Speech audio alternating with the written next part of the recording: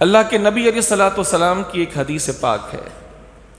اللہ کے حبیب ارشاد فرماتے ہیں الدنیا متاع، دنیا برتنے کی ایک چیز ہے۔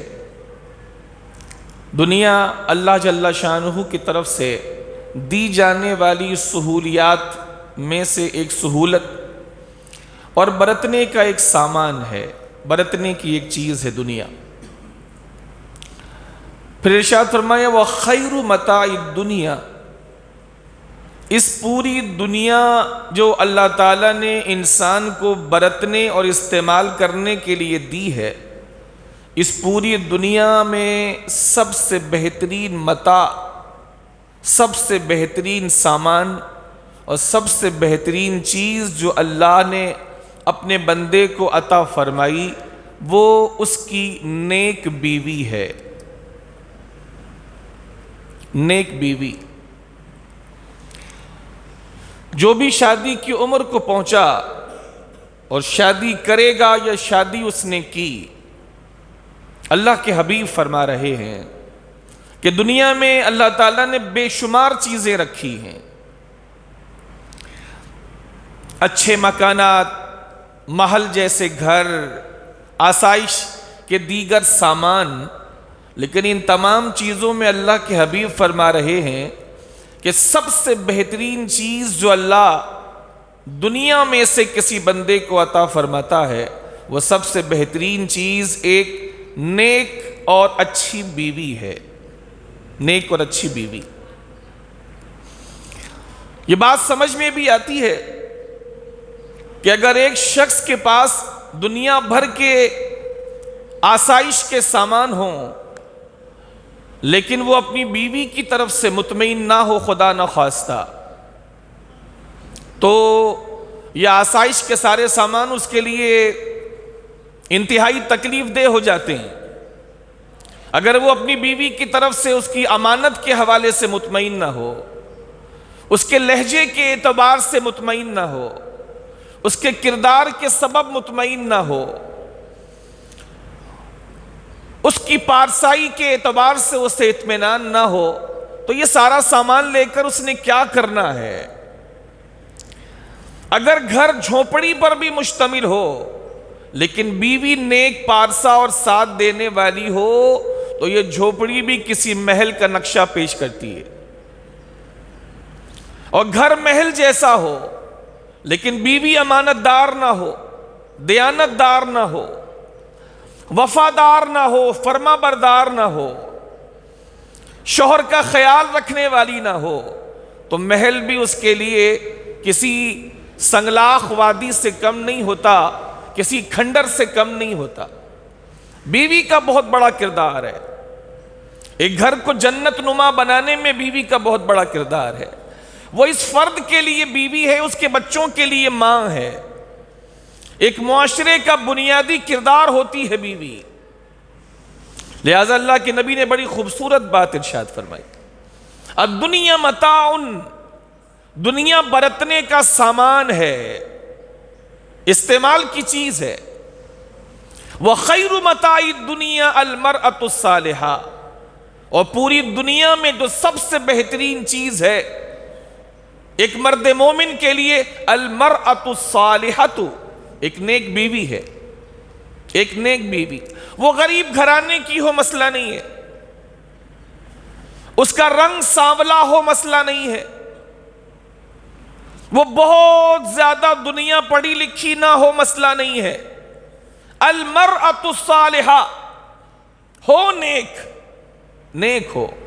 اللہ کے نبی سے پوچھا گیا تھا یا رسول اللہ علیہ السلام وہ بہترین بیوی کی نشانیاں تو ارشاد فرمائیں کیا ہے؟ فرمایا بہترین بیوی کی نشانیاں یہ ہیں کہ جب تو اسے دیکھے تو تو اسے دیکھ کر کے خوش اور مطمئن ہو جائے، اور جب تو اسے کوئی کام کہے تو اس کام کے انجام دینے میں تیری فرما برداری کرے، اور جب تو موجود نہ رہے تو اپنی پاکیزگی کی حفاظت کرے، اپنے دامن پر داغ نہ لگنے دے، اور جب تو موجود نہ رہے تو تیرے مال اور تیرے عیال کی حفاظت کرے۔ بہت شارٹلی اللہ کے نبی علیہ السلام نے حدیث پاک کے اس ٹکڑے میں ایک نیک بیوی جس کو اللہ کے رسول نے کائنات کی سب سے بڑی دولت قرار دی ہے، کائنات کی سب سے بڑی دولت، المرأۃ الصالحہ، نیک بیوی، جب نشانیاں پوچھی گئیں تو 4 چیزیں ارشاد فرمائی۔ جب تو دیکھے تو تو اسے دیکھ کر خوش ہو جائے، یعنی تیرے لیے تیار ہو، تیرے لیے اہتمام کرے، تجھے ناراض کرنے والی نہ ہو، اور جب تو اسے کوئی کام کہے تو تیری فرما برداری کرے، خواہ مخواہ تیرے کاموں پر انکار نہ کرے، اور جب تو موجود نہ رہے تو اپنی پاک دامنی کی حفاظت کرے، چاہے تجھے اپنے گھر سے دور رہتے ہوئے کتنا عرصہ بھی گزر جائے، اپنی پاک دامنی، عفت اور طہارت پر کوئی بٹا لگنے نہ دے، اور تیری غیر موجودگی میں تیرے مال کا خیال رکھے، اس میں خیانت نہ کرے۔ یہ اللہ کے نبی علیہ السلام نے ایک نیک بیوی کی علامت ارشاد فرمائی، اور ایسی بیوی کو فرمایا کہ اللہ تعالیٰ نے جس کو ایسی بیوی دی اسے کائنات کی بہت بڑی نعمت اللہ تعالیٰ نے عطا فرما دی۔ آج ہم ایک ایسی ہی محترمہ کے بارے میں بات کرنے کی سعادت حاصل کرنے لگے ہیں جو اللہ کریم نے بطور نعمت اپنے حبیب کو عطا فرمائی، جنہوں نے حضور کے ساتھ 25 سال کی مدت گزاری، جو حضور نبی کریم علیہ السلام کی ایسی خدمت کر گئیں کہ حضور آخری وقت تک ان کو اپنی دعاؤں میں اور اپنی گفتگو میں یاد فرماتے رہے، جن کو حضور کبھی بھلا نہ سکے، اور حضور نے کبھی ان کو بھلانا بھی نہیں چاہا۔ ان کے جانے کے بعد بھی عرصے طویل تک حضور نبی کریم علیہ السلام ان کا تذکرہ خیر فرماتے رہے، ہمیشہ یاد فرماتے رہے، موقع بہ موقع۔ کسی چیز کو دیکھا وہ یاد آ گئی، کسی کا انداز دیکھا وہ یاد آ گئی، کسی کا کلام سنا وہ یاد آ گئی، کوئی موقع آیا وہ یاد آ گئی، اور اگر کوئی شے سامنے نہ بھی آئی تو بھی وہ یاد آ گئیں، اور ان کا اتنا تذکرہ فرماتے تھے کہ حضور کی دوسری ازواج میں سے ایک زوجہ محترمہ کو رشک ہوتا، اور کئی موقعوں پر حدیثوں میں ہے انہوں نے ارشاد فرمایا کہ مجھے جتنا ان کے اوپر رشک آیا کسی بھی عورت پر رشک نہیں آیا۔ میں اتنا تذکرہ حضور کی زبان سے ان کا سنتی تھی کہ مجھے ان سے رشک ہونے لگا، ایک سوتن ہونے کے ناطے رشک ہونے لگا، اور کئی موقعوں پہ انہوں نے اللہ کے نبی علیہ السلام کے سامنے اپنے اس رشک کا اظہار بھی کیا، کچھ مختلف لفظوں کے ساتھ اظہار کیا، اور پھر نبی کریم علیہ السلام نے ان کی شان میں پھر جو جملے ارشاد فرمائے وہ انتہائی حسین جملے ہیں جو ان محترمہ کے لیے اللہ کے نبی علیہ السلام نے ارشاد فرمائے۔ آج اسی عظیم ترین محترمہ، مخدومہ کائنات، سیدہ کائنات حضور سیدہ خدیجۃ الکبریٰ بنت خویلد رضی اللہ تعالیٰ عنہ کے حوالے سے ہم کچھ کہنے اور سننے کے لیے جمع ہوئے۔ اچھوں کی باتیں کرنا بھی اللہ کو پسند ہے۔ قرآن میں 20 مقامات پر اللہ تعالیٰ نے اپنے اچھے اور نیک بندوں کے تذکرے فرمائے ہیں۔ اللہ کریم قرآن میں ارشاد فرماتا ہے وَاذْكُرْ فِي الْكِتَابِ اسماعیل، کتاب میں اسماعیل کا تذکرہ تو کرو نا، کتاب میں ادریس کا تذکرہ تو کرو، ابراہیم کا تذکرہ کرو، ذوالایسع کا تذکرہ کرو۔ اللہ تعالیٰ نیک بندوں کے تذکرے قرآن میں فرماتا ہے، اور لوگوں کو بھی فرماتا ہے نیک لوگوں کے تذکرے کرو، اس لیے کہ جہاں نیک بندوں کے تذکرے ہوتے ہیں وہاں خود بخود اللہ کی رحمتوں کا نزول شروع ہو جاتا ہے۔ اللہ کو نیک بندوں کے تذکرے بھی اتنے پسند ہیں، تو جب ان کے تذکرے پر یہ شان ہے کہ اللہ کے نبی فرماتے ہیں جہاں نیک بندوں کا تذکرہ ہوتا ہے وہاں اللہ کی رحمتیں اترنا شروع ہو جاتی ہیں، تو اندازہ کیجئے جہاں خود اللہ کے نیک بندے موجود ہوتے ہوں گے تو وہاں خدا کی رحمتوں کے نزول کی شان پھر کیا ہوتی ہوگی۔ حضرت خدیجۃ الکبریٰ رضی اللہ تعالی، حضرت خدیجۃ الکبریٰ رضی اللہ تعالی، حضور کی ازواج مطہرات میں وہ زوجہ محترمہ جو حضور کے دل کے سب سے قریب، جو حضور کے دل کے سب سے قریب، حضرت خدیجۃ الکبریٰ رضی اللہ تعالی عنہ ایک مالدار خاتون تھی، اور میری معلومات کے مطابق حضور کی ازواج مطہرات میں اس درجے کی مالدار خاتون اور متمول خاتون کوئی دوسری نہیں تھی جتنا اللہ تعالیٰ نے ان کو مالدار بنایا تھا۔ ان کے تجارتی قافلے روانہ ہوتے تھے، یہ حضور کے نکاح میں آنے سے پہلے کسی اور کے نکاح میں تھیں، لیکن جب ان کے نکاح سے فراغت ہوئی ایک مدت تک کسی سے نکاح نہ کیا۔ ان کی طہارت کا حال یہ تھا، اتنی امیر خاتون ہونے کے باوجود، کہ ایام جاہلیت میں، کہ ابھی اسلام پھیلا نہیں تھا، ایام جاہلیت میں بھی ان کا ایک مخصوص لقب تھا، ایک مخصوص لقب تھا، اور ان کا وہ مخصوص لقب تھا طاہرہ، طاہرہ، پاکیزہ عورت۔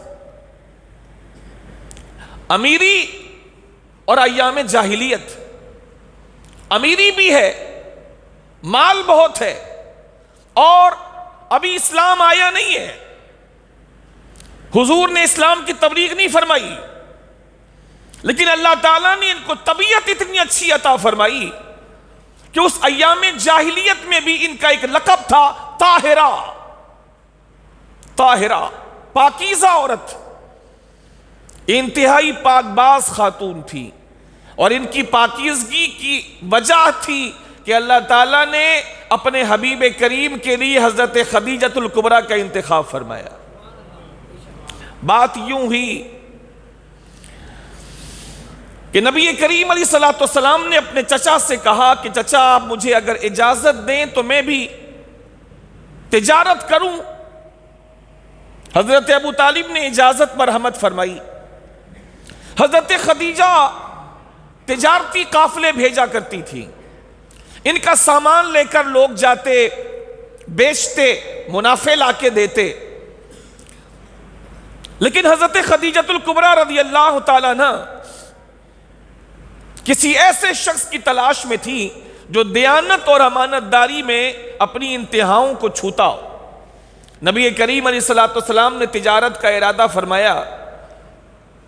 شام اس زمانے میں تجارتی قافلے جاتے تھے، اللہ کے نبی علیہ السلام نے تجارتی قافلہ لے جانے کی فرمائش کی۔ حضرت خدیجہ رضی اللہ تعالیٰ عنہ نے کچھ اللہ کے نبی کے بارے میں سنا ہوا تھا کہ 25 سال کا ایک نوجوان ہے، تقریباً 25 سال اس وقت عمر مبارک تھی، کہ ایک نوجوان ہے، بڑا پاک باز ہے، عبد المطلب کے خاندان سے ہے، والد کا انتقال ہو چکا ہے، بڑے پاک باز اور بڑے خوبصورت اور حسین ہے، لیکن کبھی انٹریکشن نہیں ہوا تھا۔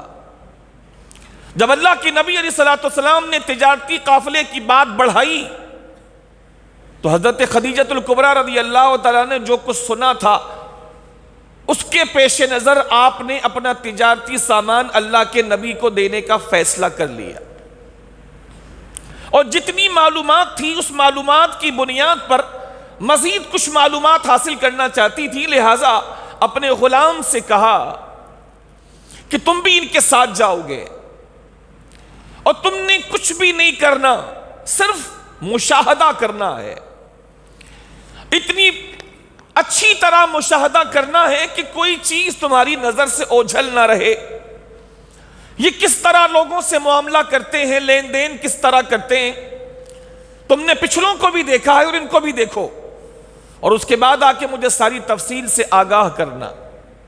چنانچہ غلام بھی ان کا جو خاص تھا وہ ساتھ گیا۔ اللہ کے نبی علیہ السلام نے لوگوں سے معاملے فرمائے، بیع و شراء فرمائی، اور بہت جلد سارا مال بیچ کر واپس تشریف لانے لگے۔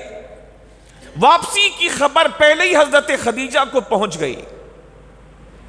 حضرت خدیجہ کو حیرانی بھی ہوئی کہ آج سے پہلے جتنے تجارتی قافلے گئے اتنی جلدی واپسی تو نہیں ہوتی، لہٰذا جب آپ کو پتا چلا کہ ان کی واپسی قریب ہے، آپ اپنے بالا خانے پر اپنی سہیلیوں کے ساتھ کھڑی ہو گئی حضور کو دیکھنے کے لیے۔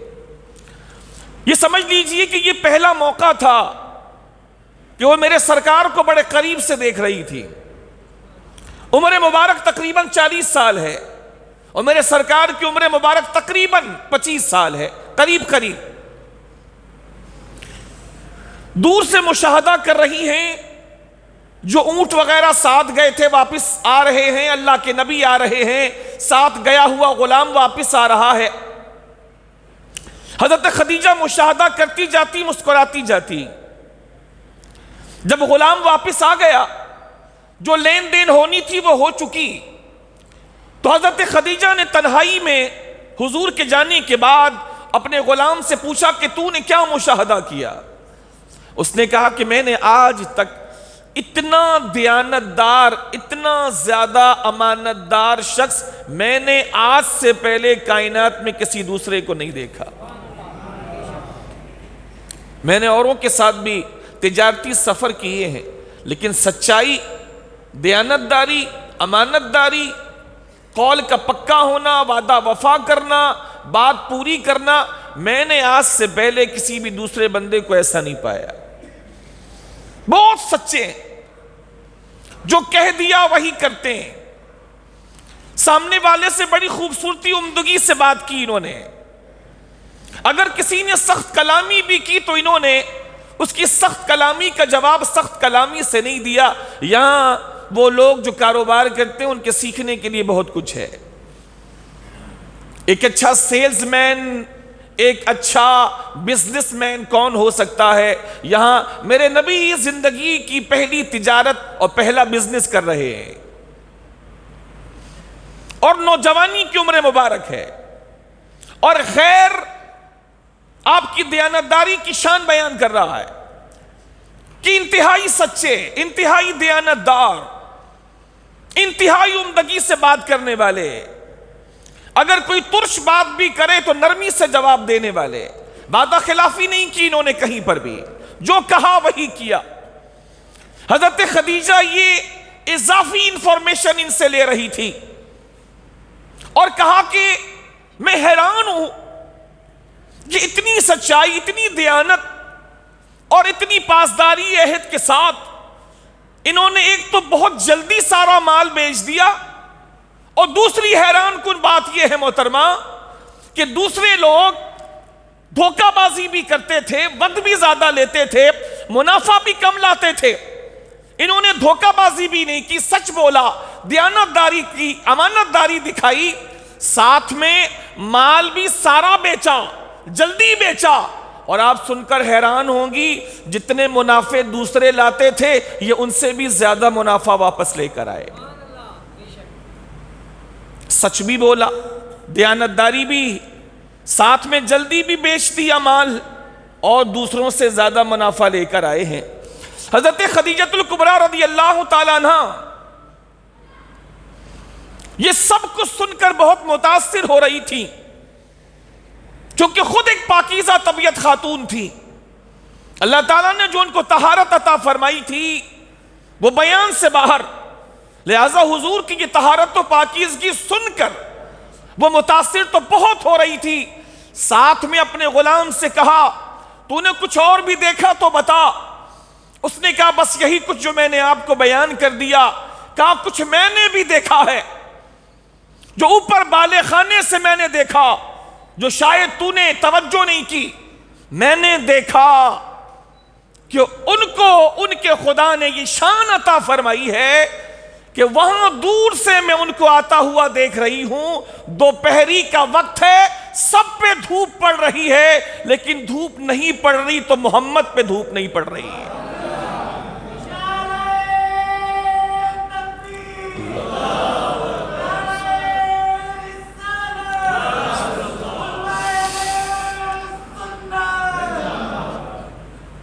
میں وہاں سے لے کر یہاں تک تیری باتیں تو میں نے اس لیے سنی کہ تو قریب کا مشاہد ہے، لیکن جو میں نے مشاہدہ کیا وہ یہ ہے کہ دور سے ان کی سواری آ رہی ہے، میں سب پہ دیکھ رہی ہوں، دوپہری کی دھوپ سب پہ پڑ رہی ہے، لیکن جہاں دھوپ ہوتی بھی ہے اس دھوپ کی طرف جیسے وہ بڑھتے ہیں تو ان کے سر پر موجود سایہ بھی آگے بڑھ جاتا ہے، ان کا خدا ان کے وجود پر دھوپ بھی آنے نہیں دے رہا۔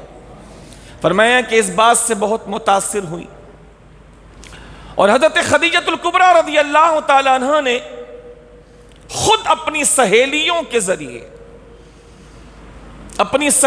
کے ذریعے حضور کو ڈائریکٹ نکاح کا پیغام بھیجا۔ اتنی متاثر ہوئی کہ خود اپنی سہیلیوں کے ذریعے سے حضور کو نکاح کا پیغام بھیجا۔ اب یہاں سے یہ بھی سیکھنے کی چیز ہے کہ ایک فرما بردار اولاد کو، فرما بردار صاحبزادے کو کیسا ہونا چاہیے، یہ بھی حضور کی زندگی میں سیکھنے کو ہے۔ حضرت خدیجہ الکبریٰ رضی اللہ تعالیٰ عنہ 40 سال کی عمر مبارک میں ہونے کے باوجود اپنا حسن رکھتی تھی، بردباری تھی، انتہائی سمجھداری تھی۔ آپ رضی اللہ تعالیٰ عنہ تجارتی قافلے ایسے ہی نہیں چلا رہی تھی، اللہ نے بردباری عطا فرمائی تھی، انتہائی فہم و فراست عطا فرمائی تھی۔ لہذا سیدہ نے جب دیکھا حضور کی شان تو انہوں نے اپنی سہیلیوں کے ذریعے سے نکاح کا پیغام بھیجا، تو اللہ کے نبی علیہ السلام نے جو جملہ ارشاد فرمایا وہ ہمارے آپ کے سیکھنے کے لیے۔ اللہ کے نبی علیہ السلام نے جواب دیتے ہوئے ارشاد فرمایا، میں اپنی طرف سے کوئی جواب دینے کا مجاز نہیں ہوں، میں اپنے بڑوں کے سامنے اس مسئلے کو رکھوں گا، میرے بڑے میرے بارے میں جو فیصلہ کریں گے مجھے بھی ان کا فیصلہ قبول ہوگا۔ اللہ کے نبی علیہ السلام کی عمر مبارک تقریباً 25 سال ہے۔ حیا، سمجھداری، فراست، بڑوں کے اعتماد کو اللہ کے نبی نے ہمیشہ کیسے بحال رکھا۔ اپنے چچا کے سامنے اللہ کے نبی علیہ السلام نے اس معاملے کو رکھا۔ حضرت ابو طالب نے بڑی خوشی کا اظہار کیا۔ حضور کی بلندی کردار کو تو وہ جانتے تھے، لیکن اس کے باوجود ان کی طرف سے نکاح کا پیغام آنا حضرت ابو طالب کے لیے بہت خوشی کی بات تھی۔ انہوں نے حامی بھری، اور سبحان اللہ العظیم و بحمدی، کائنات نے وہ خوبصورت دن دیکھا جب اس کائنات میں آسمان کے نیچے اور زمین کے اوپر کائنات کا سب سے بہترین نکاح ہو رہا تھا۔ کائنات نے وہ خوبصورت دن دیکھا کہ جب سے کائنات بنی ہے اور جب تک کائنات رہے گی اتنا خوبصورت نکاح کائنات نے نہ دیکھا نہ دیکھ سکے گی۔ وہ مبارک دن آیا کہ سید عالم علیہ السلام کی پہلی شادی ہو رہی ہے،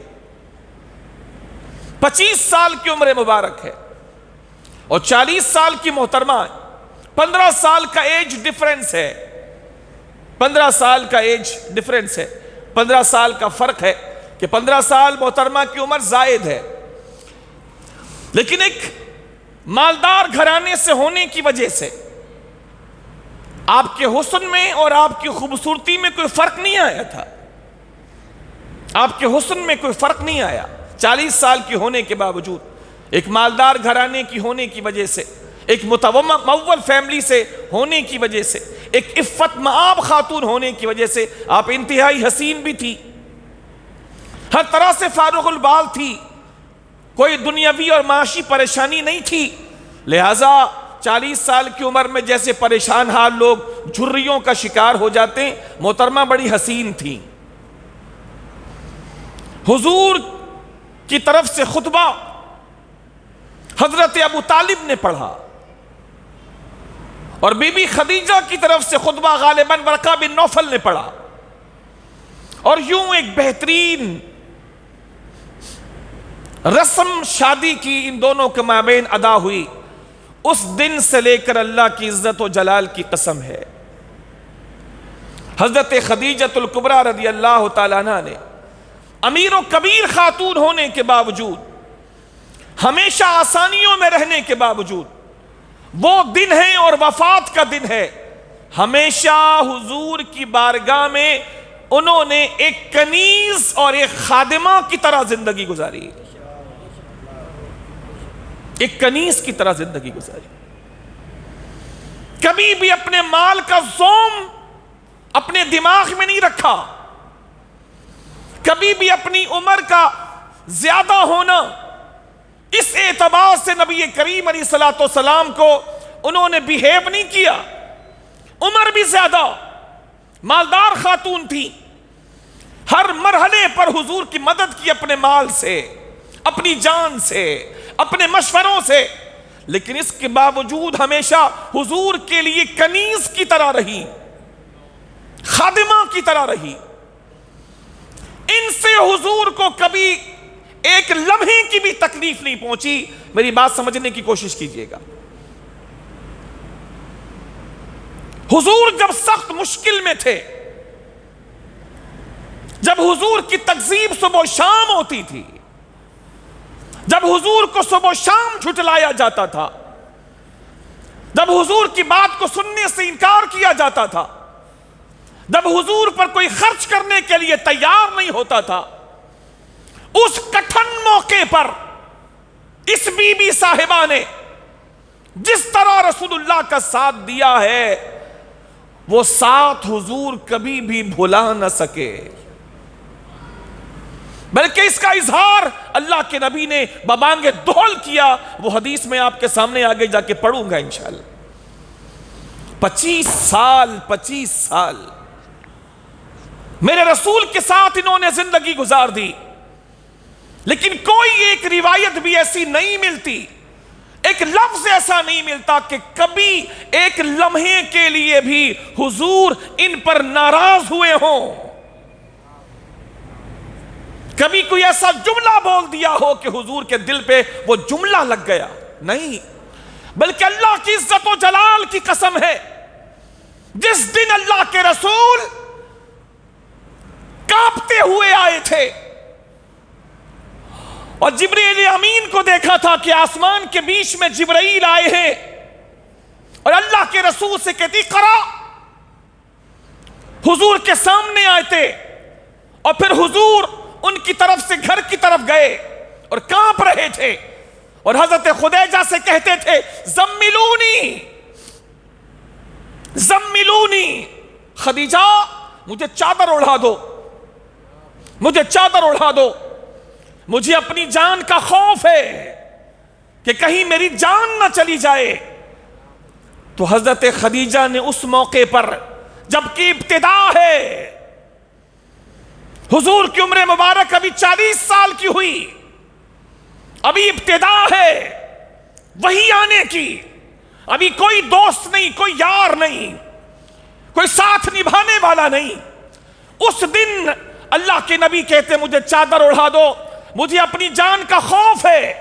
تو اس وقت حضرت خدیجہ اللہ کے نبی کو ڈھارس دیتی ہوئی کہتی ہیں اے محمد عربی، مجھے اللہ کی عزت کی قسم ہے، اللہ آپ کو کبھی بھی ضائع ہونے نہیں دے گا. مجھے اللہ کی عزت کی قسم ہے، اللہ آپ کو ضائع ہونے نہیں دے گا. کیوں؟ خود فرماتی ہیں اللہ کی عزت کی قسم کہ اللہ کبھی آپ کو ضائع ہونے نہیں دے گا، اس لیے کہ آپ ہمیشہ سچ بولتے ہیں، اس لیے کہ آپ بیواؤں کا خیال رکھتے ہیں، اس لیے کہ آپ مہمانوں کی مہمان نوازی کرتے ہیں، اس لیے کہ آپ پریشان حالوں کی پناہ گاہ ہیں، آپ لوگوں کے کام آتے ہیں، آپ امانت دار ہیں. میں اللہ کی عزت کی قسم اٹھا کے کہتی ہوں اللہ آپ کو ضائع ہونے نہیں دے گا. یہ ابتدائی جملے ہیں حضرت خدیجہ کے جب اللہ کے نبی پر وحی کے نزول کا آغاز ہوا تھا اور اللہ کے نبی کہہ رہے تھے زملونی زملونی، مجھے چادر اڑاؤ، مجھے بہت سردی لگ رہی ہے، مجھے ڈر ہے کہ کہیں میری جان نہ چلی جائے. اور اماں خدیجہ اللہ کے نبی کو تسلی دیتی ہوئی کہتی ہیں اے محمد عربی، مجھے اللہ کی عزت کی قسم ہے اللہ آپ کو ضائع ہونے نہیں دے گا، اللہ آپ کو ضائع ہونے نہیں دے گا. تسلیاں حضور کو دیا کرتی. حضور باہر والوں کی ایذا رسانیوں سے تنگ آ کر آنکھوں میں آنسو لے کے حضور گھر آتے تو گھر میں آنسو پوچھنے والی خاتون حضرت خدیجہ ہوا کرتی، حضور کے آنسو پوچھتی۔ جب حضور ارشاد فرمایا کرتے خدیجہ میں ان کو اللہ کی طرف بلاتا ہوں اور بتوں سے دور رہنے کو کہتا ہوں، یہ میری بات نہیں مانتے، تو حضرت خدیجہ کہا کرتی اے میرے سرتاج یہ آپ کا کلمہ نہیں پڑھتے لیکن آپ تو انہیں سمجھانے کا حق ادا کر دیتے ہیں، میرے سرتاج یہ نہیں پڑھتے، میں نے تو سب سے پہلے آپ کا کلمہ پڑھ لیا ہوا۔ سب سے پہلے اسلام لانے والی خاتون حضرت خدیجہ۔ اس موقع پر جب کوئی ساتھ دینے والا نہیں، حضرت خدیجہ ساتھ کھڑی ہیں۔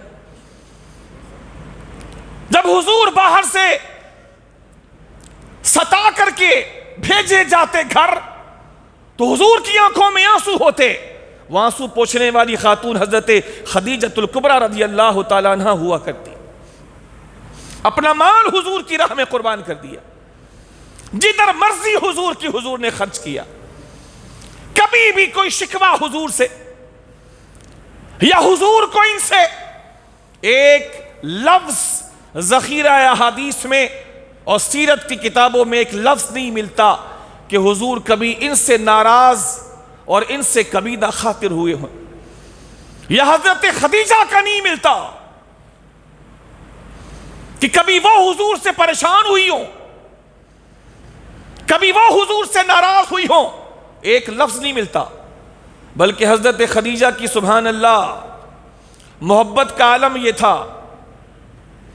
ان کے گھر پہ کام کرنے والیاں اور کام کرنے والے ایک بڑی تعداد میں تھے، چونکہ امیر خاتون تھیں، اپنے گھر کا کام کبھی اپنے ہاتھ سے نہیں کیا، لیکن جس دن سے اللہ کے رسول سے ان کی شادی ہوئی اس دن انہوں نے کنیزوں کو جمع کیا، اور کنیزوں کو جمع کرنے کے بعد ان سے ارشاد فرمایا خبردار تم میں سے کوئی بھی محمد مصطفیٰ علیہ السلام کے نہ کپڑوں کو ہاتھ لگائے گا نہ ان کے مخصوص کاموں کی طرف توجہ کرے گا، تم گھر کے باقی سارے کام کرنے کے لیے موجود رہو، جو میرے سرتاج کے کام ہوں گے میں خدیجہ خود اپنے ہاتھوں سے وہ سارے کام انجام دیا کروں گی۔ حضور کے کپڑے خود دھویا کرتی، حضور کا سامان خود تیار کیا کرتی، حضور کا بستر خود لگایا کرتی، حضور کے لیے وضو کا پانی خود رکھا کرتی۔ جب کائنات کے دو بہترین لوگ نماز پڑھا کرتے تھے، ان دو بہترین لوگ جو نماز پڑھا کرتے تھے ان میں سے ایک نماز پڑھنے والی حضرت خدیجہ ہوا کرتی تھیں اور دوسرے رسول اللہ علیہ السلام ہوا کرتے تھے۔ حالانکہ ابھی نماز فرض نہیں ہوئی تھی، لیکن حضور کو دیکھ دیکھ کر کہ حضور فرض ہونے سے پہلے بھی اپنے معبود کی عبادت کر رہے ہیں، حضرت خدیجہ بھی اپنے سرکار کو دیکھ کر اسی انداز سے اللہ کی نماز ادا کیا کرتی۔ وہ تو فنا تھی، جو اللہ کے رسول نے نہیں فرمایا نیک بیوی وہ ہے کہ تو اس کو دیکھے تو تجھے خوشی ہو، تو کام کہے تو فوراً کرنے کے لیے تیار ہو جائے۔ حضرت خدیجہ اس کی اعلیٰ ترین مثال ہے، حضور جب دیکھتے خوش ہوتے، حضور جو کام فرماتے حضرت خدیجہ اس کے لیے تیار ہوتی، بلکہ جو کام حضور نہیں بھی فرماتے حضرت خدیجہ اس کام کو کرنے کے لیے پہلے سے تیار رہا کرتی تھی، حضور کے کام خود کیا کرتی تھی۔ حضور کے لیے کھانا تیار کرنا، پانی پیش کرنا، بستر لگانا، بستر اٹھانا، یہ خود اپنے ہاتھوں سے انجام دیا کرتی تھی، حالانکہ انہوں نے پہلے یہ کام کبھی کیے نہیں تھے۔ لیکن کیا کہیے، جب دل میں کسی کا سچا پیار بیٹھ جائے تو بندہ اپنا سب کچھ اس کے قدموں پر قربان کر دیا کرتا۔ اما خدیجہ کے دل میں حضور کا انتہائی سچا پیار تھا، حضور پر قربان تھی وہ۔ اللہ ان کے صدقے میں ہر کسی کو نیک بیوی عطا فرمائے، اور اللہ حضور کے صدقے میں ہر عورت کو اچھا شوہر عطا فرمائے۔ حدیث پاک میں آتا ہے حضرت خدیجہ رضی اللہ تعالیٰ عنہ ایک دن، مسلم شریف کی حدیث پاک ہے، ایک دن حضرت خدیجہ رضی اللہ تعالیٰ عنہ ایک برتن وہ حضور کی طرف لے کر جا رہی ہے۔ اللہ آپ سبوں کو مکے اور مدینے کی زیارت عطا فرمائے۔ اللہ کائنات کے سارے مسلمان مردوں، عورتوں، بوڑھوں، جوانوں، بچوں اور بچیوں کو مرنے سے پہلے بار بار مکے اور مدینے کی حاضری عطا فرمائے۔ اب اگر حضرت خدیجہ کا گھر جہاں حضور رہتے تھے اور غار حرا جہاں حضور عبادت کرنے جاتے تھے، وہ فاصلہ اور وہ راستہ اگر آپ دیکھیں گے تو آپ کو صحیح اندازہ ہوگا کہ اللہ تعالیٰ نے بی بی صاحبہ کے دل میں اپنے حبیب کی محبت کیسی بٹھا دی تھی۔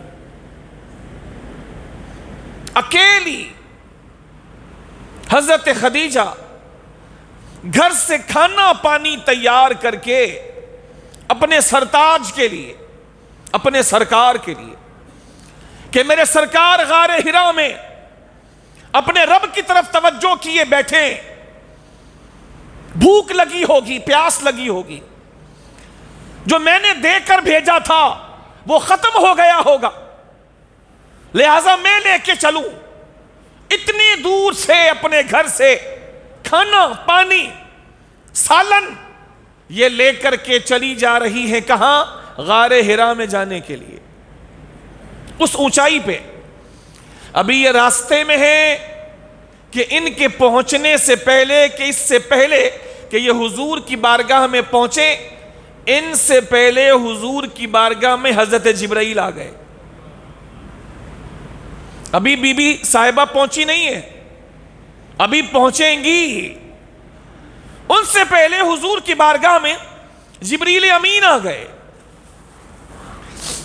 اللہ کے نبی سے گزارش کی، یا رسول اللہ صلی اللہ علیہ وسلم، ابھی تھوڑی دیر میں آپ کے پاس خدیجہ پہنچنے والی ہیں، رستے میں ہیں، تھوڑی دیر میں آپ کے پاس آ رہی ہیں۔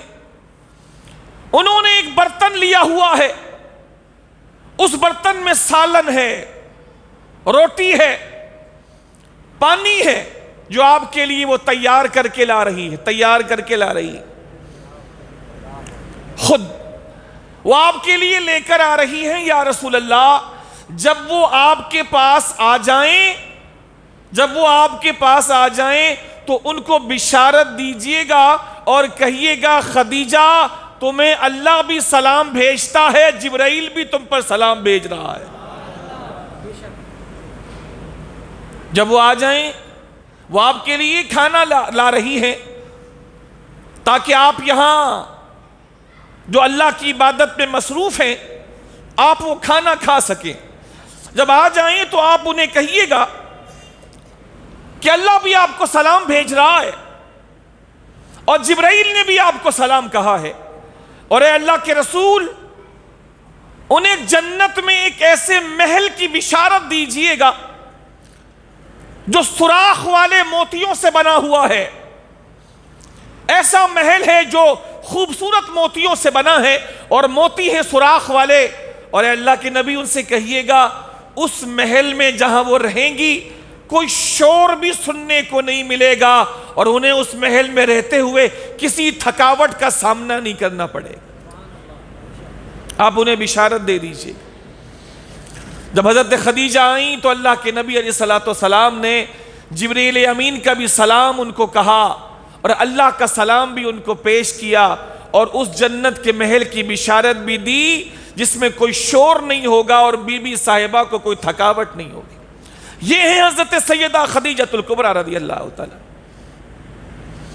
جن کو عرش کا مالک سلام بھیجتا ہے، جن کے لیے سلام سدرہ کا مکی لے کر آتا ہے اور خود اپنا سلام بھی پیش کرتا ہے۔ ایسا ہی ایک موقع پر یہ سلام ایک بار نہیں آیا، کئی بار یہ سلام آیا۔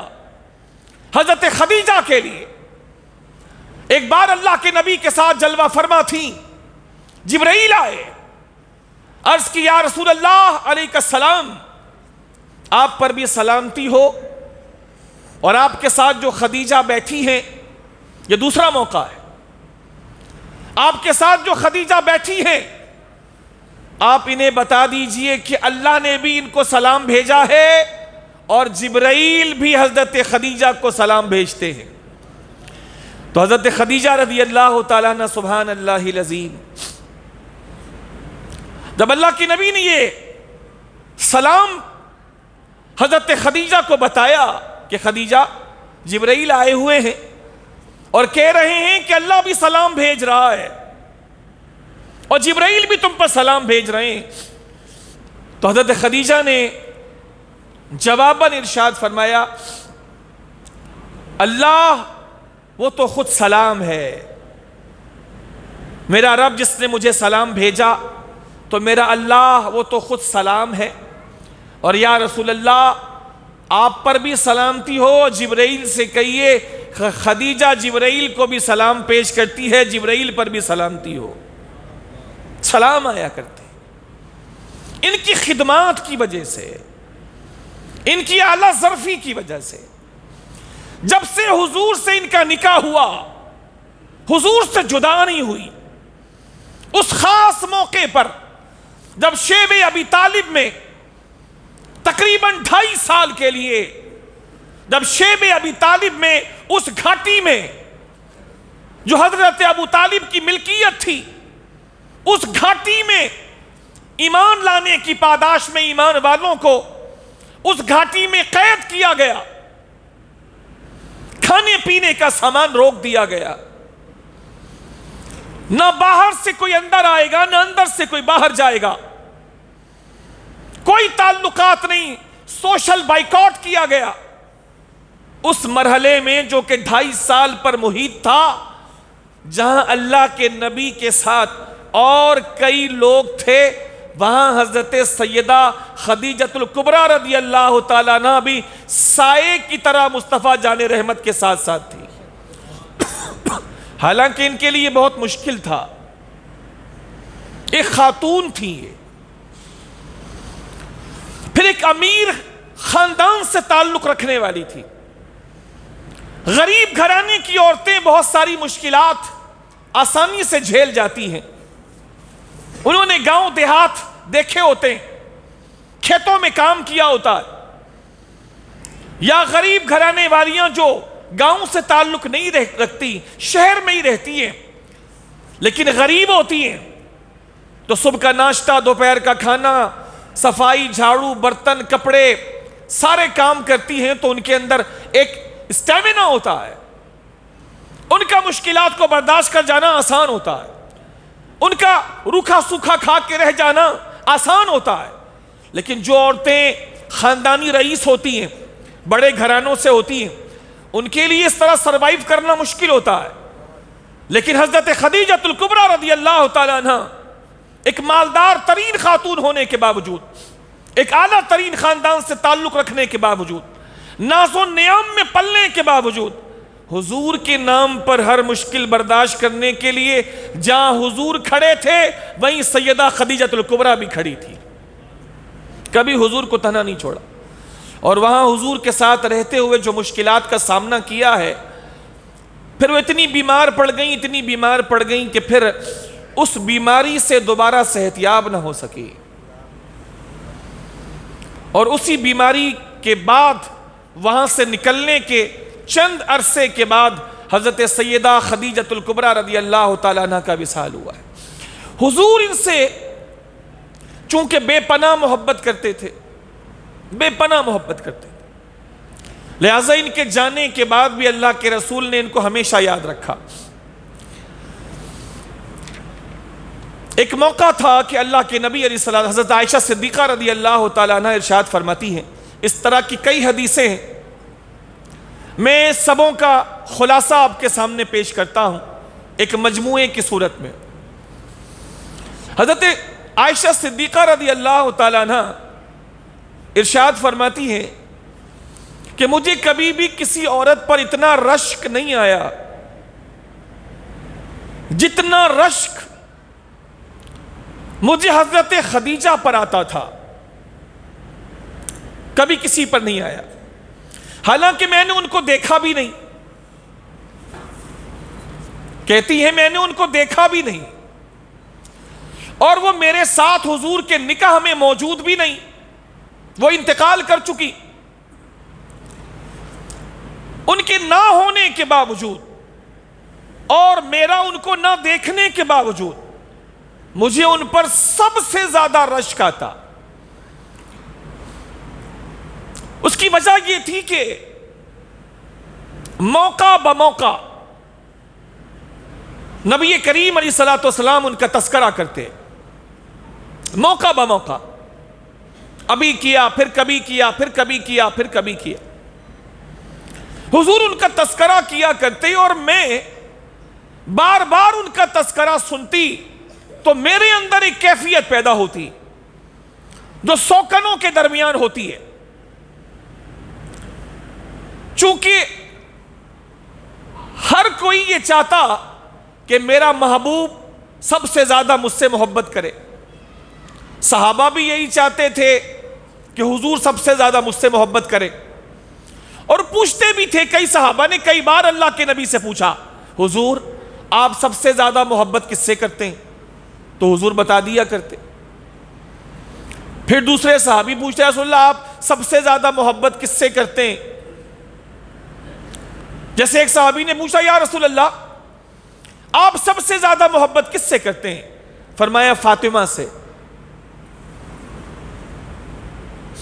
تو پوچھا کہ مردوں میں؟ تو فرمایا اس کے شوہر علی سے.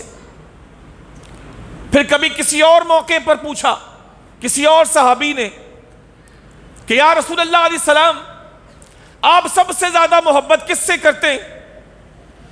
تو فرمایا ابو بکر سے. انہوں نے کہا پھر اس کے بعد؟ فرمایا عمر سے. کہا اس کے بعد؟ کہا عثمان سے. کہا اس کے بعد؟ کہا علی سے.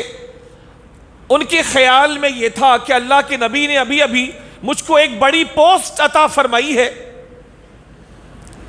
تو ضرور اس کی کوئی وجہ ہوگی. مجھے ایسا لگ رہا ہے کہ حضور کو مجھ سے سب سے زیادہ پیار ہے.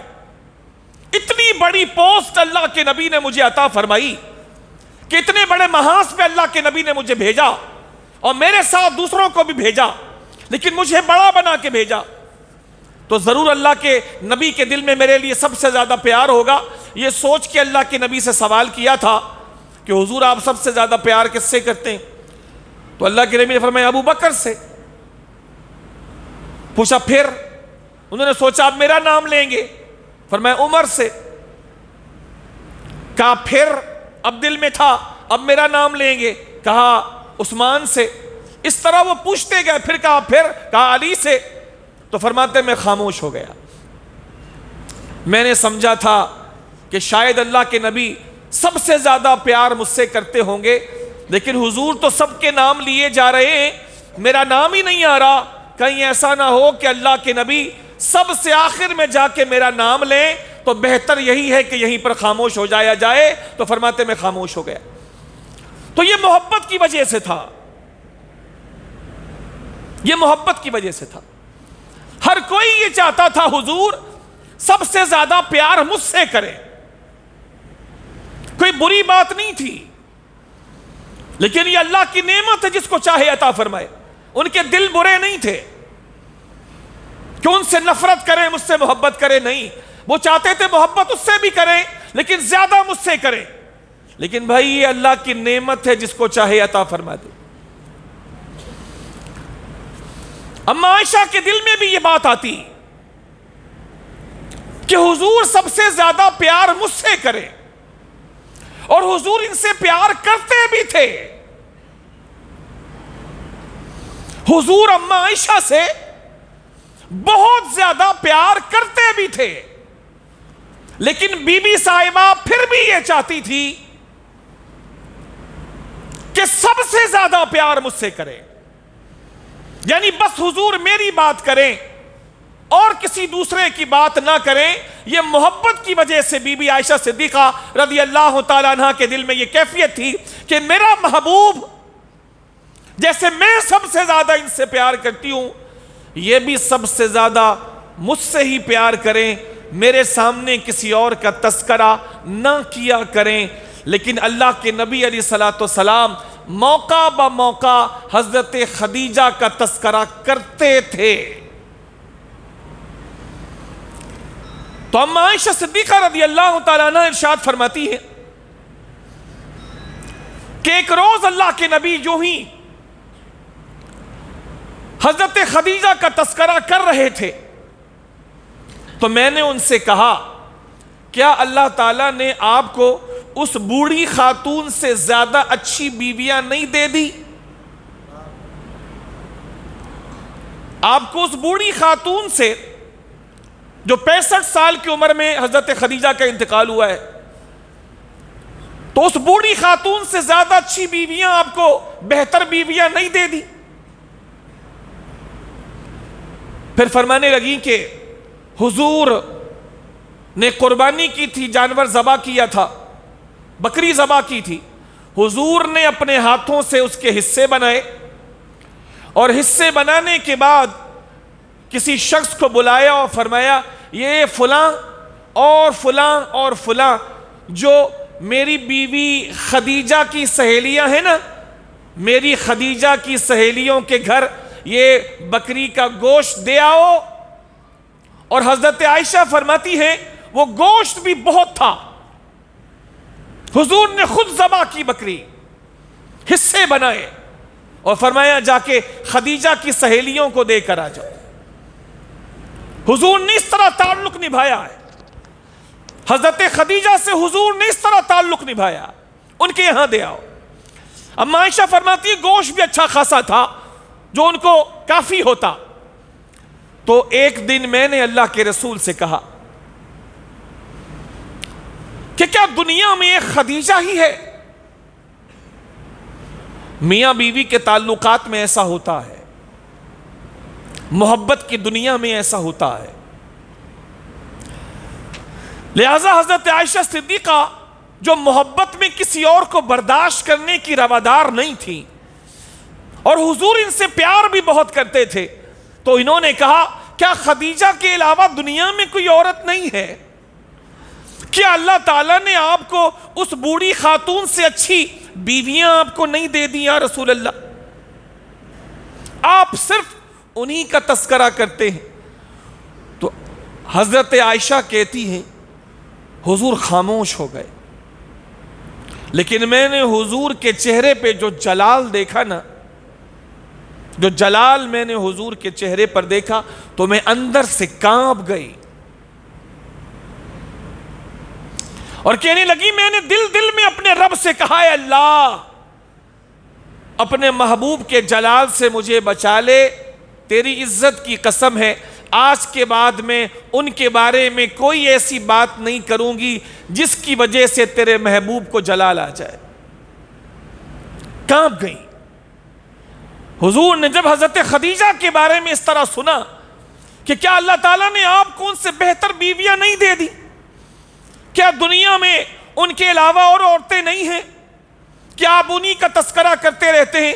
ایک مخصوص انداز میں اور آپ وہ انداز اختیار نہیں کر سکتے، میاں بیوی کے تعلقات ہیں، تو اس مخصوص انداز میں بی بی صاحبہ نے ادب کو ملحوظ خاطر رکھتے ہوئے اللہ کے نبی سے گزارش کی، لیکن اللہ کے نبی کو یہ بات بالکل پسند نہیں آئی، اور واقعی بات ایسی تھی کہ حضور کو پسند نہیں آنی چاہیے۔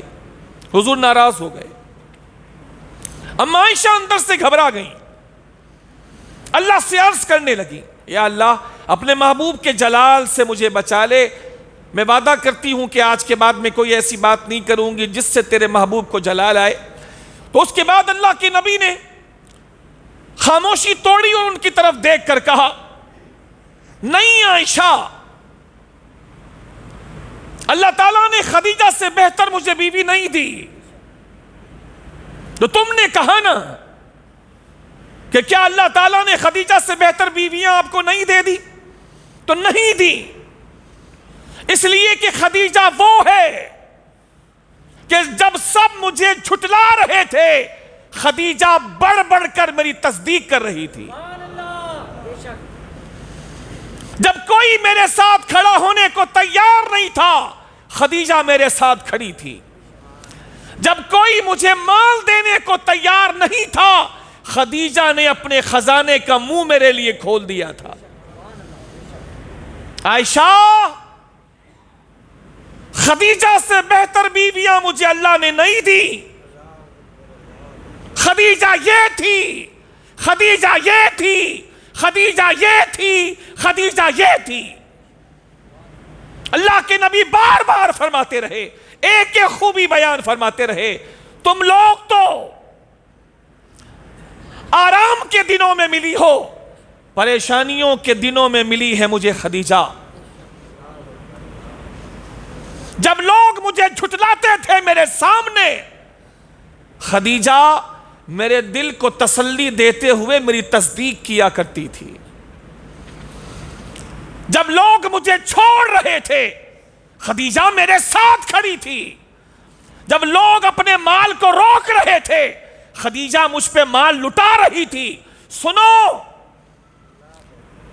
تم میں سے کسی سے اللہ نے مجھے اولاد نہیں دی، اور میرے مولا نے خدیجہ سے مجھے اولاد بھی عطا فرمائی۔ حضرت فاطمہ بیٹی کس کی؟ حضرت خدیجہ کی۔ حضرت زینب بیٹی کس کی؟ حضرت خدیجہ کی۔ حضرت ام کلثوم بیٹی کن کی؟ حضرت خدیجہ کی۔ حضرت رقیہ بیٹی کن کی؟ حضرت خدیجہ کی۔ حضرت قاسم بیٹے کن کے؟ حضرت خدیجہ کے۔ حضرت عبداللہ اور طیب و طاہر جن کے لقب ہیں، بیٹے کن کے؟ حضرت خدیجہ کے۔ اللہ نے 6 اولادیں اپنے آخری نبی کو حضرت خدیجہ سے عطا فرمائی۔ فاطمہ جیسی بیٹی جن سے اللہ نے عطا فرمائی۔ حضور کی اس پیاری بیٹی کا نام فاطمہ ہے، اور حضرت خدیجہ کی والدہ کا نام بھی فاطمہ ہے۔ میرے خیال سے حضرت خدیجہ نے حضور سے فرمائش کی ہوگی کہ سرکار میری ماں کا نام فاطمہ ہے، میری اس بچی کا نام بھی فاطمہ رکھا جائے۔ حضرت خدیجہ کی والدہ کا نام بھی فاطمہ ہے۔ حضرت خدیجہ کی والدہ کا نام بولیے فاطمہ ہے، اور بیٹی کا نام بھی فاطمہ ہے۔ حضور کی 4 بیٹیاں اور 3 بیٹے ہیں۔ حضور نے ایک ایک کر کے حضرت خدیجہ کی شان بیان فرمائی۔ دوسری حدیث میں حضور بار بار کہتے جاتے، خدیجہ تو یہ ہے، خدیجہ تو یہ ہے، خدیجہ تو یہ ہے۔ ایک ایک شان اللہ کے نبی حضرت خدیجہ کی بیان فرماتے رہے۔ ایک موقع پر دروازے پر دستک ہوئی، حضرت خدیجہ کا انتقال ہو چکا تھا۔ دروازے پر دستک ہوئی، دستک کا انداز بالکل ویسا ہی تھا جیسے حضرت خدیجہ دستک دیا کرتی تھی۔ نوک کیا کسی نے تو نوک کرنے کا انداز بالکل ویسا ہی تھا جیسے حضرت خدیجہ دستک دیا کرتی تھیں دروازے پر۔ اور حضرت خدیجہ کا انتقال ہو چکا ہے۔ اللہ کے نبی علیہ الصلوۃ والسلام ایک خاص کیفیت میں تھے۔ دستک کی آواز سنی تو فوراً کہا خدیجہ، ہے خدیجہ۔ پھر حضور لپک کے دروازے پر گئے۔ ایک خاص کیفیت ہے کہ یہ دستک کا انداز تو میری خدیجہ کا ہے، یعنی اتنا گہرا کنیکشن، تعلق میاں اور بیوی کا۔ حضور فوراً دروازے پر گئے تو سامنے دروازے پر حضرت خدیجہ کی بہن حضرت حالہ تھیں۔ تو اللہ کے نبی فرمائے اللہ اکبر، یہ تو حالہ ہے، خدیجہ کی بہن حالہ ہے۔ میرے دل میں خیال آیا کہ خدیجہ ہے۔ پھر حضور دیر تک روتے رہے، حضور دیر تک روتے رہے۔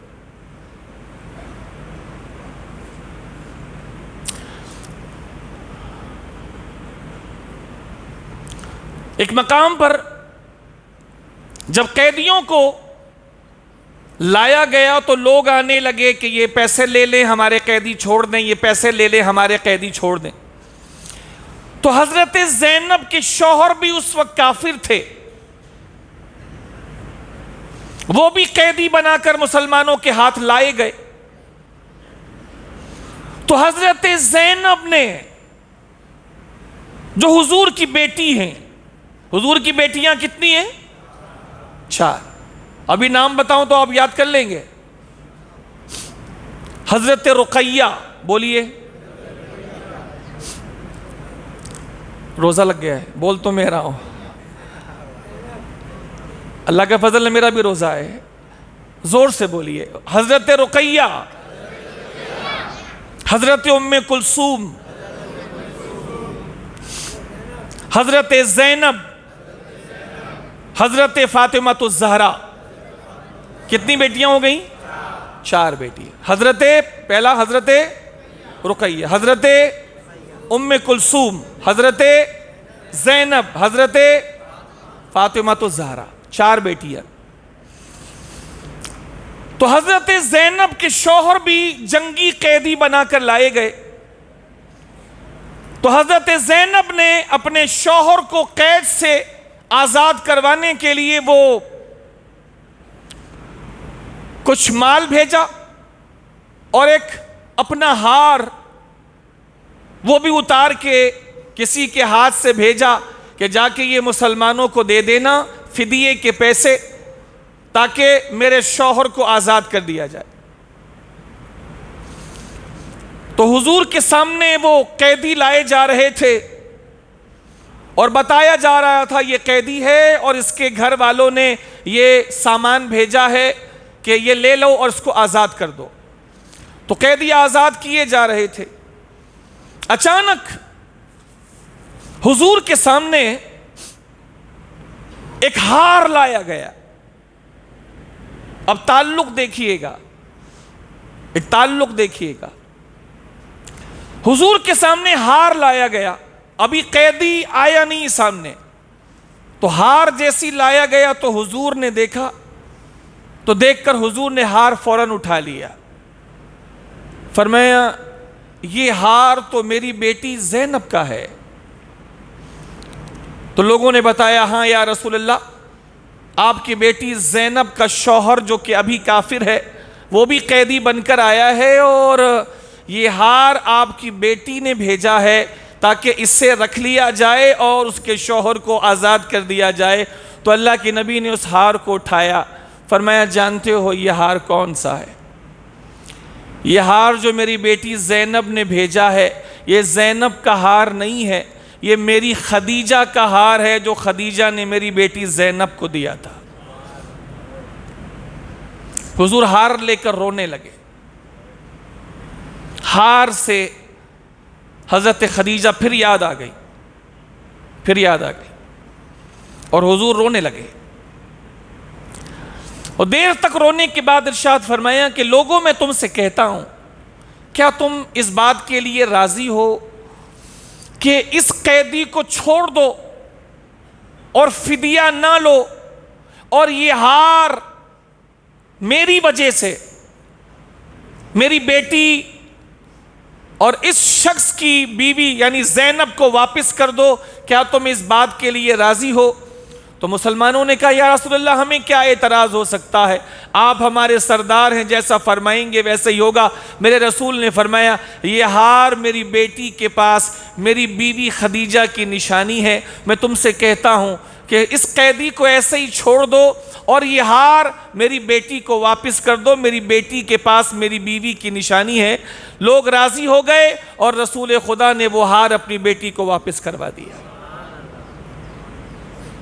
اتنی محبت اللہ کے حبیب علیہ السلام کو اپنی زوجہ محترمہ حضرت خدیجہ الکبریٰ رضی اللہ تعالی، حضرت خدیجہ نے بیوی ہونے کا حق ادا کیا، 25 سال حضور کے ساتھ رہی۔ آخری وقت میں غم تھا تو اس بات کا کہ حضور کا ساتھ چھوٹ رہا ہے، مرنے کا غم اس لیے نہیں تھا کہ دنیا چھوٹ رہی ہے، موت کا غم اس لیے تھا کہ حضور کا ساتھ چھوٹ رہا. نبی کریم علیہ الصلوۃ والسلام ان کے پاس تشریف لائے, آنکھوں میں آنسو ہیں. حضرت خدیجہ کی بے قراری دیکھی نہیں جا رہی. اللہ کے نبی نے ان کو تسلی دینے کے لیے ارشاد فرمایا, خدیجہ میں تمہاری تسلی کے لیے ایک بات تمہیں بتاؤں, اللہ تعالیٰ مجھے جنت میں اختیار دے گا دنیا کی عورتوں میں سے کچھ عورتوں کو اپنے نکاح میں رکھنے کا. اے خدیجہ, جن عورتوں کو میں جنت میں بھی اپنے ساتھ اپنے نکاح میں رکھوں گا, ان عورتوں میں سے ایک تم بھی ہو کہ تم جنت میں بھی میرے ساتھ رہو گی. حضرت خدیجہ رضی اللہ تعالیٰ عنہ اس بات پر مطمئن ہو گئیں, اور یوں 25 سال کی رفاقت, جو عظیم ترین رفاقت تھی, جس کا بدل اور بیویوں میں سے کسی کی رفاقت نہیں بن سکتی. ہر ایک کا مقام و مرتبہ اپنی جگہ پر ہے. حضرت عائشہ کا مقام و مرتبہ اپنی جگہ پر ہے. حضور ان کو پیار سے حمیرہ کہا کرتے تھے, اے سرخ رنگ و روپ و رنگ والی.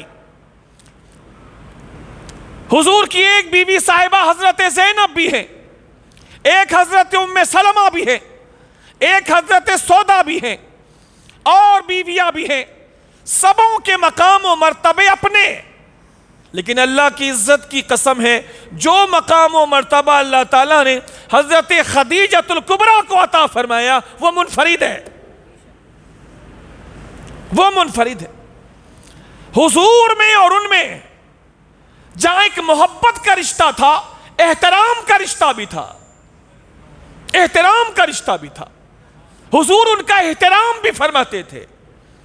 اور سیدہ عمر میں 15 سال زیادہ ہونے کے باوجود حضور سے محبت تو محبت, انتہائی احترام کی وجہ سے ہمیشہ حضور کے سامنے ایک کنیز کی طرح رہا کرتی تھی, کنیز کی طرح, ایک کنیز کی طرح. حضور کی ساری خدمت اپنے ہاتھوں سے انجام دیا کرتی, جس میں حضور خوش ہوتی. جو چیز حضور کو غمزدہ کرتی, غمزدہ ہو جاتی. 25 سال انہوں نے سائے کی طرح حضور کا ساتھ دیا, سائے کی طرح. کسی موقع کسی مرحلے پر حضور کو نہ چھوڑا.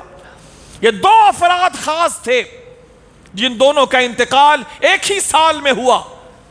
انہوں نے حضور کا سائے کی طرح ساتھ دیا, ایک حضرت ابو طالب اور ایک حضرت سیدہ خدیجۃ الکبریٰ رضی اللہ تعالیٰ. اللہ تعالیٰ حضرت سیدہ خدیجۃ الکبریٰ رضی اللہ تعالیٰ عنہ پر اپنی کروڑ رحمتوں کا نزول فرمائے. اللہ تعالیٰ ان کی محبت رسول کا صدقہ ہمیں عطا فرمائے, اور ان کے نقش قدم پر چلتے ہوئے ہمیں بھی دنیا اور آخرت میں کامیاب ہونے کی توفیق عطا فرمائے. آج کون سا روزہ ہے؟ 6. 10 رمضان کو ان کا وصال ہے. 10واں روزہ کس دن پڑے گا؟ منگل کو پڑے گا. اتوار سے روزے شروع ہوئے ہیں نا, اتوار 8, پیر 9 اور منگل 10 رمضان کو, رمضان کی 10 تاریخ کو محترمہ کا وصال ہے. آپ کوئی سامان وغیرہ نہ بھی کر سکے, فاتحہ کے لیے کوئی دیگ پکانا, کوئی بہت سارا سامان رکھنا ضروری نہیں ہے. آپ ایک مرتبہ سورہ فاتحہ پڑھ کے بھی آپ ایصال ثواب کر دیں گے, ایصال ثواب بھی ہو جائے گا, ان کو بھی ثواب پہنچ جائے گا, آپ کو بھی ڈھیروں برکتیں حاصل ہو جائے گی. کریں گے انشاءاللہ. اچھا, ایک آخری بات سن لیجئے. آپ سب سمجھدار ہیں, اور میں نے اتنے سمجھدار لوگ کم جگہوں پر دیکھے ہیں لیکن کم جگہوں پر دیکھے ہیں. بس ایک چھوٹی سی گزارش ہے, پانی کا استعمال بہت غلط طریقے سے ہو رہا ہے. نل کھول کے چھوڑ دیتے ہیں. دنیا کی باتیں چھوڑ دیجئے, وہ غصہ کر رہے ہیں, وہ غصہ کر رہے ہیں. اللہ کے رسول کی بات ماننے کے لیے تیار ہیں؟ آپ سے پوچھ رہا ہوں, تیار ہیں؟ میرے رسول نے ارشاد فرمایا, ایک صاحب کو دیکھا, وہ دریا کنارے وضو کر رہے تھے یا کسی مقام پہ وضو کر رہے تھے, پانی تھوڑا زیادہ استعمال کر لیا لوٹے سے, تو اللہ کے نبی نے ارشاد فرمایا فضول خرچی نہ کر, فضول خرچی نہ کر. فضول خرچی کرنے والے اللہ کو پسند نہیں ہے. تو انہوں نے عرض کیا رسول اللہ وضو میں بھی اگر پانی تھوڑا زیادہ استعمال ہو جائے تو فضول خرچی ہے؟ فرمایا اس میں بھی زیادہ استعمال ہو گیا تو فضول خرچی ہے.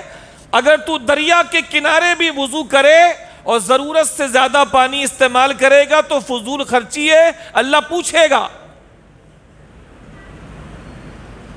یہاں کر کے پورا نل کھول دیتے ہیں، مسا کر رہے ہیں آرام سے، نل کھلا ہوا ہے.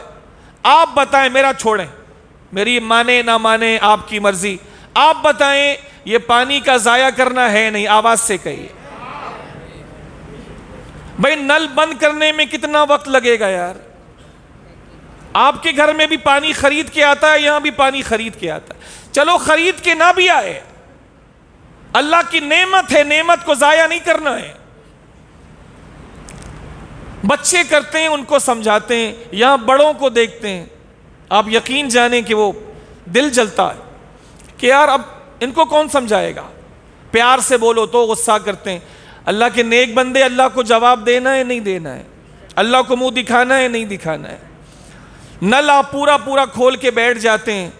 نل اتنا ہی کھولیں کہ جتنے سے آپ کا کام. اگر وضو آپ کا 2 منٹ میں بنتا ہے اور نل ایک احتیاط سے کھولیں گے 2.5 منٹ میں بنے گا، آدھا منٹ زیادہ لگے گا، لیکن کم سے کم گناہ میں تو آپ نہیں پڑیں گے.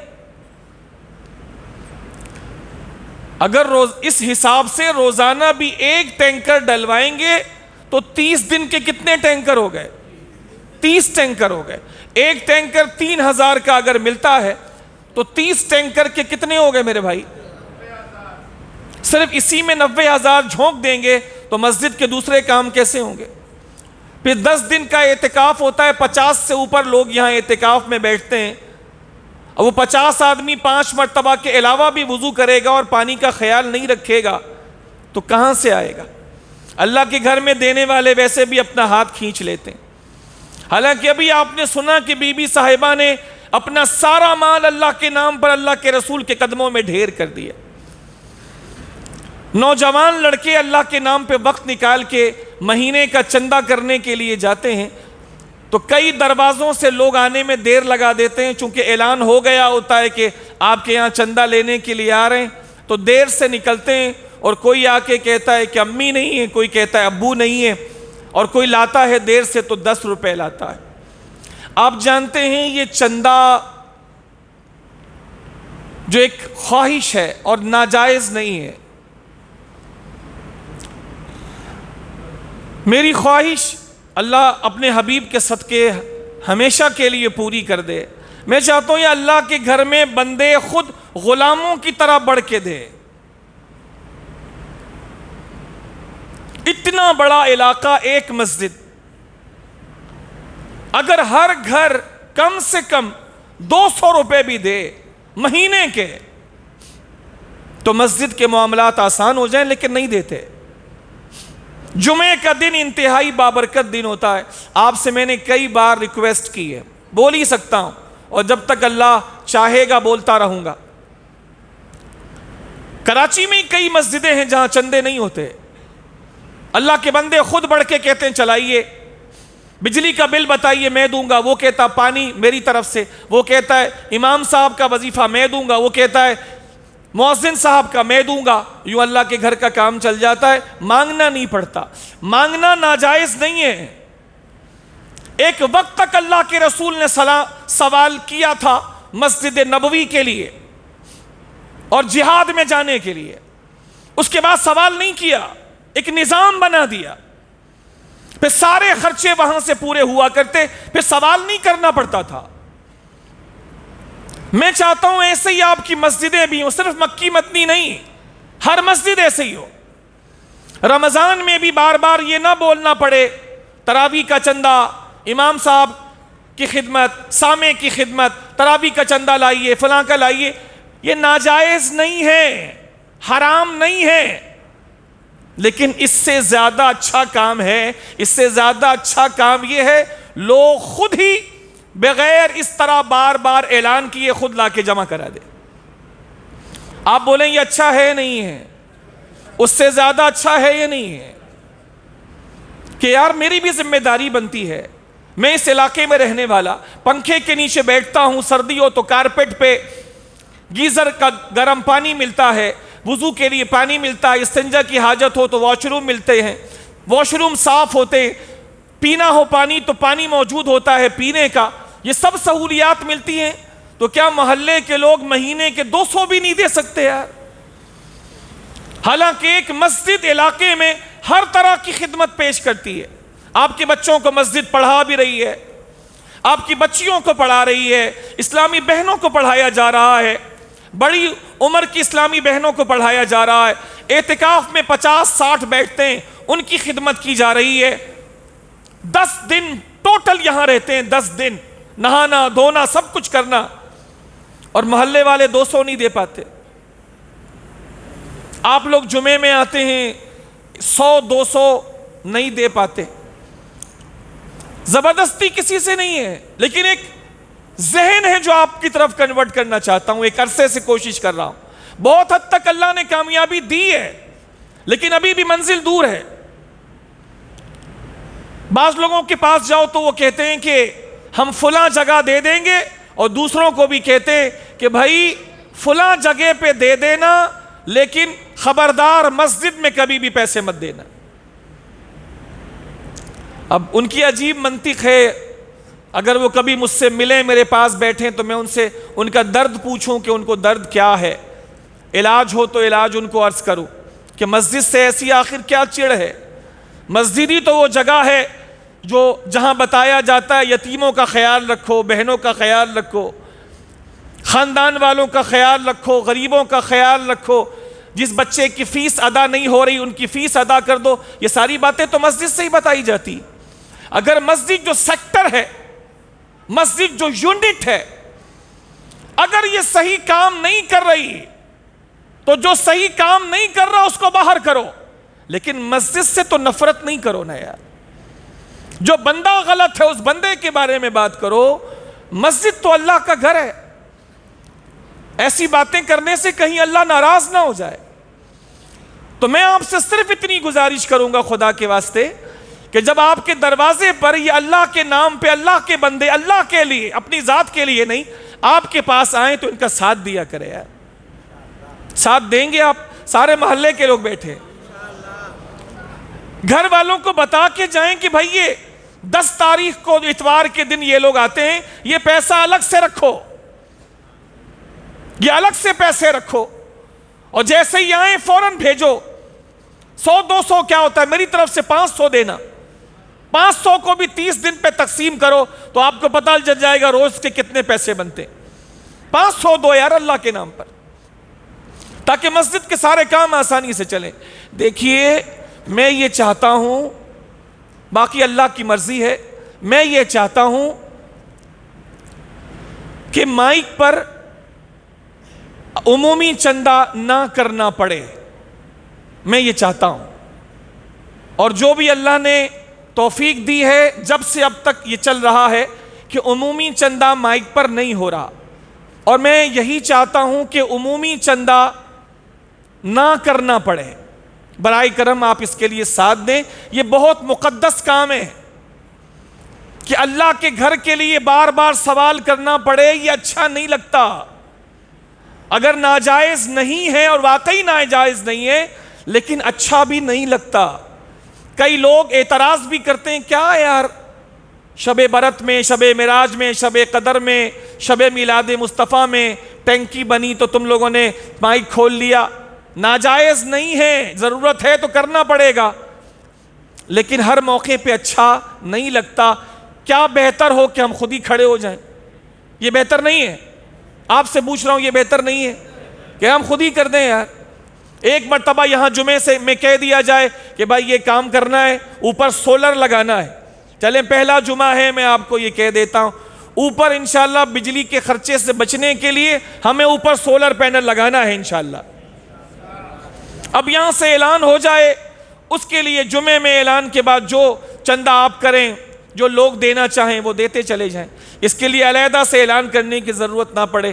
اللہ تعالیٰ مجھے اس مقصد میں کامیابی عطا فرمائے اور آپ کو بھی دینے والا بنائے، اور جو کچھ آپ دیں اللہ اس سے زیادہ آپ کو واپس لوٹائے اور آپ کو برکتیں عطا فرمائے۔ وما علینا الا البلاغ المبین، سنتیں ادا فرما لیجیے۔